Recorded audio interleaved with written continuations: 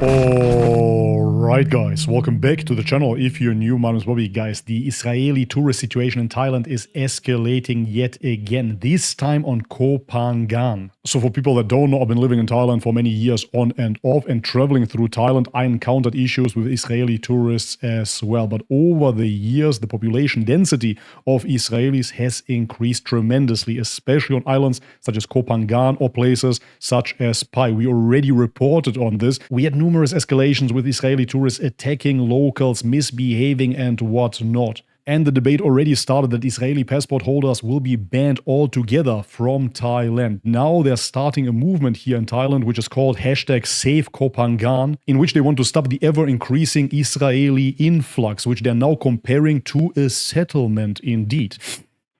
Sounds familiar, does it not? Alright guys, before we jump into the video, as always, if you enjoy my content, leave me a thumbs up, subscribe to the channel if you haven't already, and check out the links in the description box below to further support my work. Check out my new ebook as well, in which I talk about my reversion journey to Islam.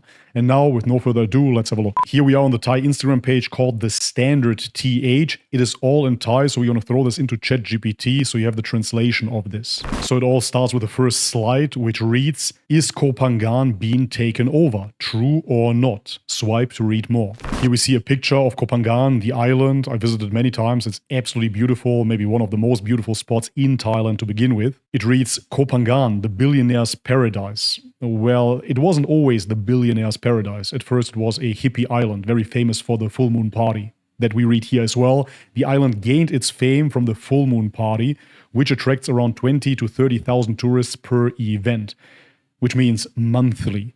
In 2017, it generated approximately 2 billion baht in revenue for the local economy. The West Coast is the ultimate destination for travelers seeking peace through yoga, meditation, and nature. And this is exactly what I was talking about when I went to Koh Phangan the first time many years ago, man, maybe 10 years ago or so.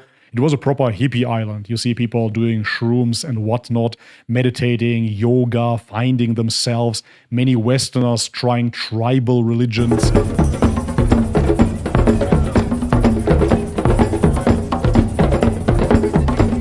That kind of thing. And even back then, we had Israelis on the island that caused some issues, but now over the years it became more and more and more, and it doesn't seem to stop. Here you see a depiction of Koh Phangan and many bars, markets opening up. Here we read, "What is happening? How is Koh Phangan changing? Over the past 2 to 3 years, the face of the island has slowly changed." I would say rather fast, but okay.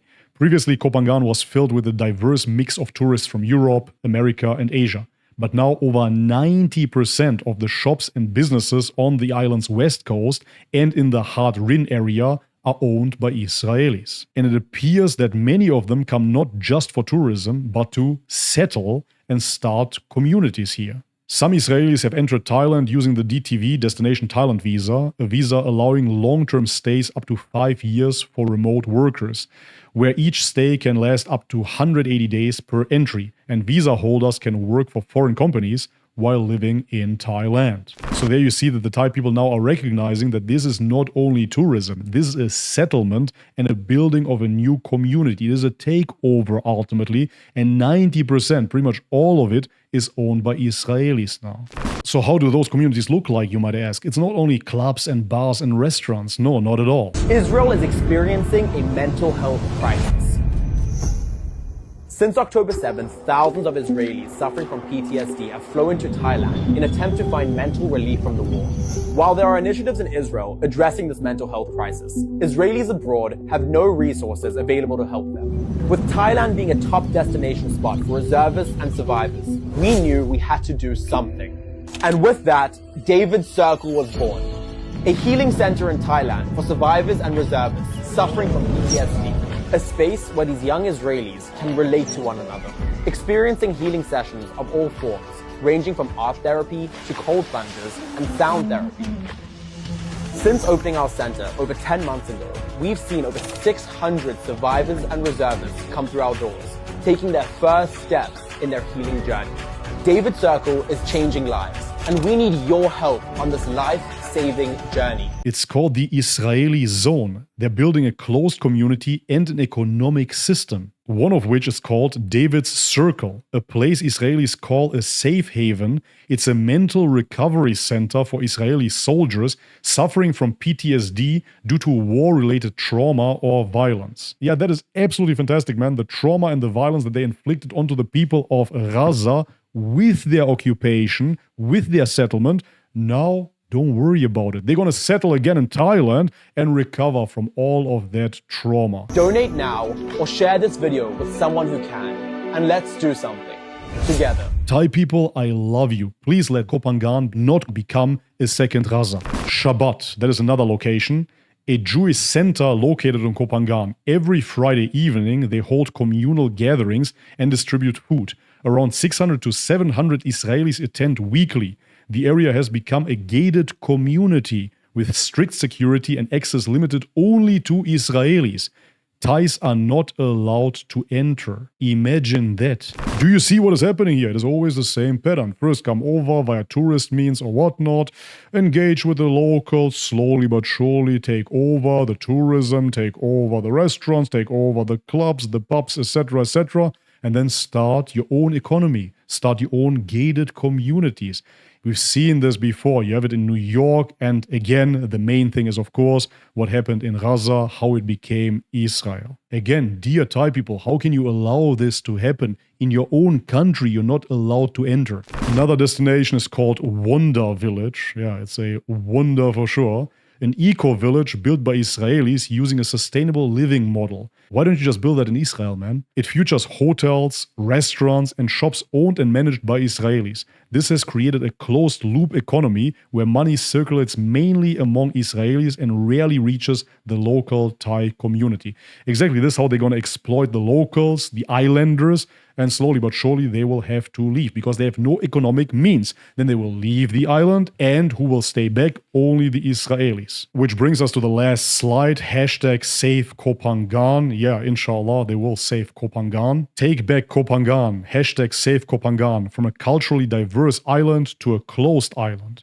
The increasing influx of Israeli settlers, thank you for naming it what it is gradually transforming the island's atmosphere, shifting it away from a cosmopolitan tourist destination. European and northern tourists now see Koh Phangan as no longer the same island. Yeah, that is absolutely true. I haven't visited Koh Phangan in a long time, and I don't plan on going. Meanwhile, many Thais who have lived here for years have begun moving away. What did I just tell you? Believing that this island is no longer what it was. Because it isn't. This may no longer be just tourism or seasonal living, but rather the establishment of a permanent base for a new beginning. Absolutely horrendous stuff. Now we're going to read some comments here. Many of them are in Thai, so we're going to use the auto-translate. The translation is quite clunky, so we have to translate as we go. Anyways, Zenki Thai, obviously a local, posts, I can't take it anymore.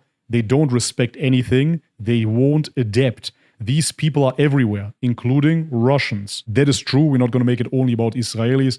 Many Russians are misbehaving in Thailand as well. They don't respect, no manners. They think that Thai people are slaves. Those in power are selfish for money, selfish, and don't take care of the long-term interest of the country. They will have nothing left. It's all gone. I'm tired. We see here over 2,200 likes on this post, so yes, the people are fed up with this. Romero posts, it was promised to them 3,000 years ago. Who are you compared to God's chosen people? This is what they told the Palestinians and will tell you later. Indeed. Here we have a mixed comment, half Thai, half English, and the English part reads Austrian painter. Suthata, another local posts, this is really unacceptable. We work in a hotel. Just staying in a hotel creates a lot of problems. We have problems every day, especially on Friday. There's a problem with the door because it is their Shabbat day. They don't want to pay for food. They say it's Shabbat. I can't hold a pen. I can't use a credit card. I can't open the door by myself. I can't turn on the lights by myself. They're not willing to adapt. I beg you, I understand that you come to travel, but this is our country. Don't let foreigners take over.